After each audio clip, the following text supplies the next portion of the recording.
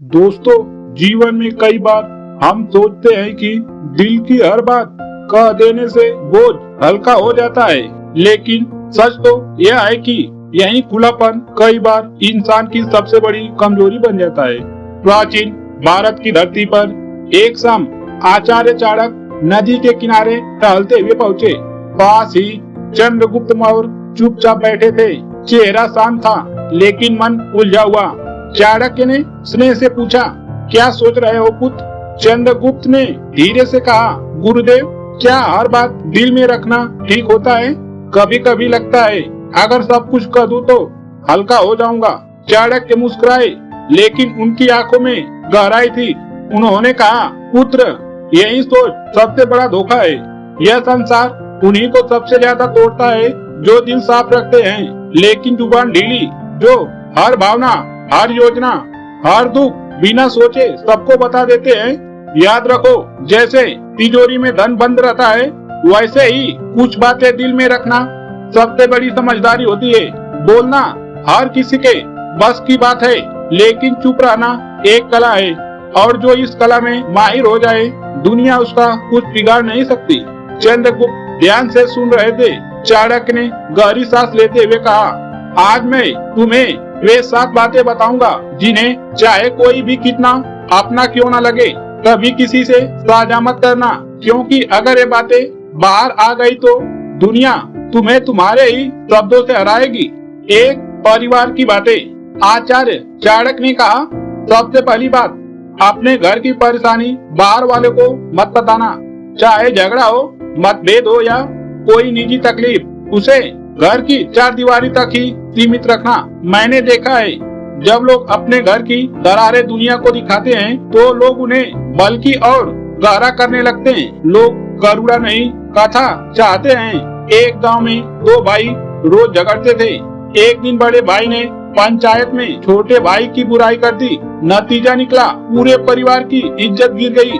लोग बच्चों से दूरी बनाने लगे। घर की बात बाहर निकली नहीं कि मर्यादा भस्म हो गई। याद रखो, दुनिया तुम्हारे दुख को मरहम नहीं, हथियार बना लेती है। इसलिए परिवार का दर्द जितना छुपा रहेगा, उतना ही घर मजबूत रहेगा।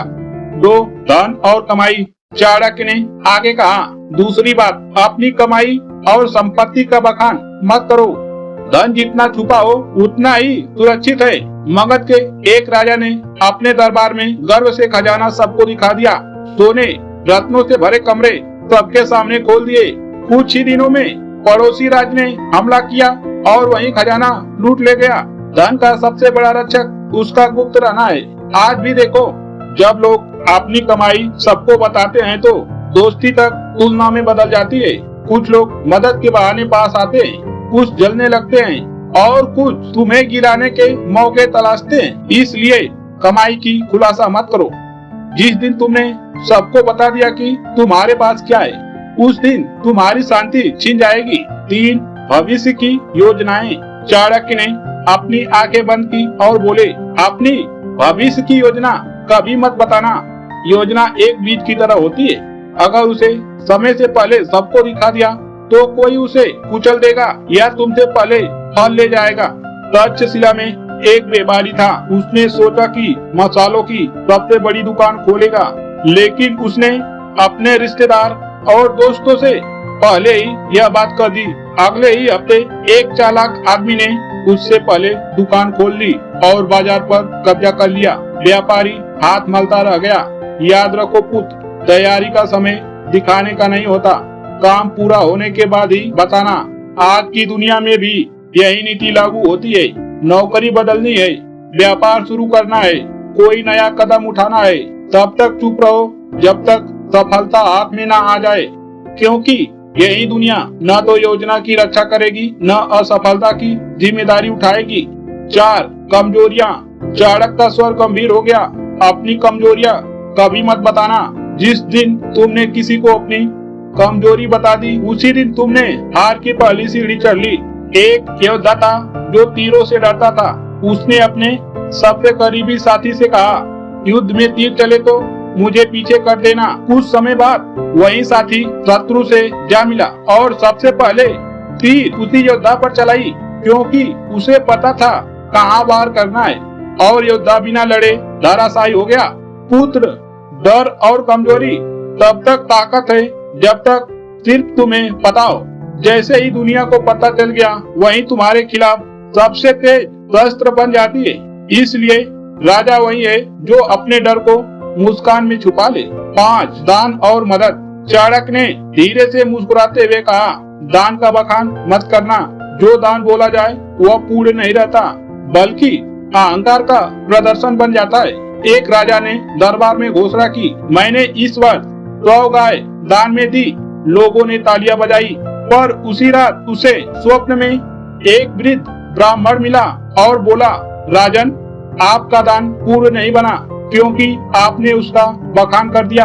याद रखो, दाएं हाथ से दिया गया दान अगर बाएं हाथ को भी पता चल जाए तो वह भी कमजोरी हो जाता है। सच्चा दान वही है जिसे कोई देखे या ना देखे, उसका उजाला लौट कर तुम्हें जरूर मिलता है। 6. अपमान और हार। चाणक्य ने गहरी आवाज में कहा, जीवन में हर कोई हारता है, अपमान झेलता है, लेकिन उस हार को बार बार दोहराना अपने घाव को फिर से उत्पन्न कर देता है। जो लोग हर जगह जाकर अपनी हार सुनाते हैं, वो धीरे धीरे खुद को छोटा कर लेते हैं। याद रखो, अपमान की आग भीतर जलाकर रखो, उसे अपनी मेहनत की ज्वाला में बदलो, क्योंकि अपमान तब ताकत बनता है जब वह दिल में छुपा रहकर आगे बढ़ने का ईंधन बने। 7. भावनाएं। अंत में चाणक्य ने कहा, और पुत्र, अपनी भावनाएं हर किसी से मत बांटो। दुनिया तुम्हारे आंसुओं की गिनती नहीं करती।